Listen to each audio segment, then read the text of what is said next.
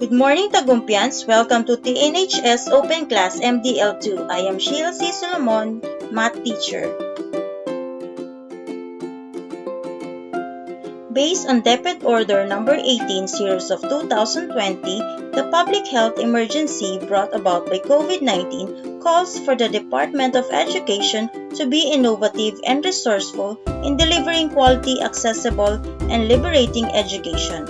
In response to the emergency, DepEd developed the Basic Education Learning Continuity Plan or the BELCP to ensure that the learning opportunities are provided to our learners in a safe manner through different learning modality.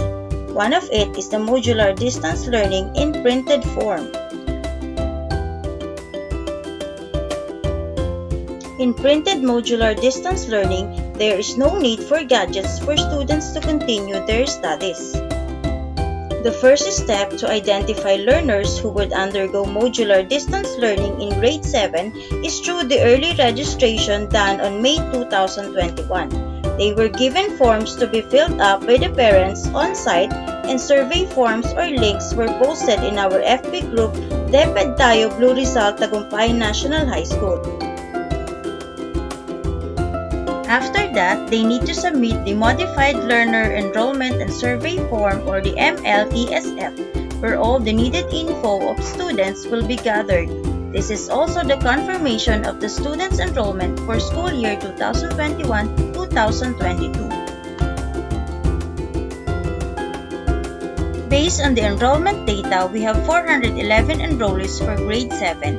And there are 129 students in grade 7 who enrolled in printed modular distance learning.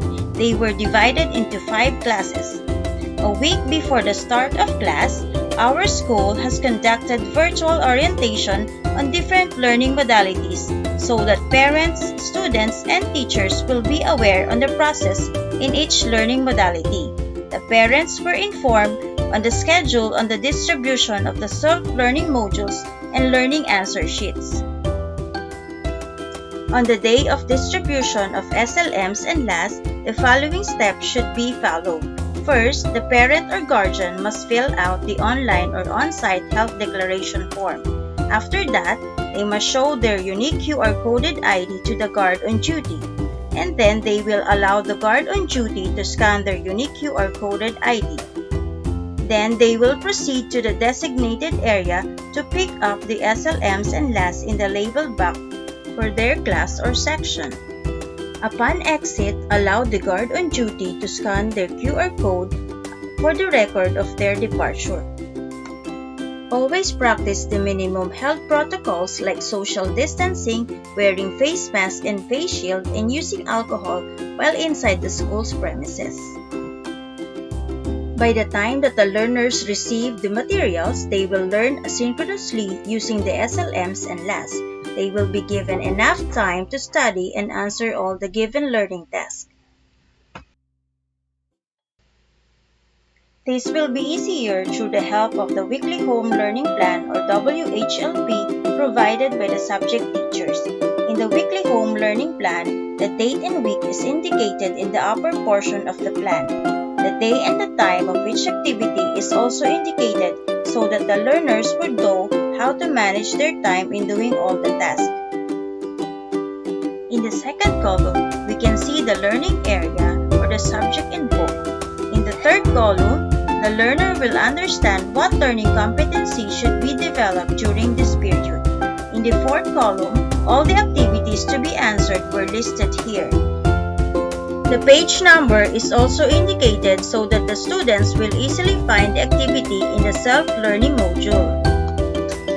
In the teaching and learning and assessment process in printed modular distance learning or MDL2, the students will learn asynchronously using SLMs and LAS. After the given period of time, they will submit the accomplished SLMs and LAS and will be graded by the teacher. The teacher then will identify the learners at risk or students that needs improvement. The teacher may call or text the parent or guardian of the student and explain the assessment made by the teacher. Assessment may be given or provided through the project ACAP or home visitation. In times that the parent or guardian is not responding, the advisor, with the help of the guidance counselor, the GLC or the grade level coordinator and subject teachers, will conduct a home visitation while practicing the minimum health protocols. With this program, we can monitor our students' progress even in distance learning. We can make things happen when we are doing this hand in hand. We can achieve our goals, that is, to continue the teaching and learning process even in these times of pandemic through the printed modular distance learning. Thank you so much. This has been your teacher, Ma'am Sheila Solomon, at your service. God bless Tagumpians!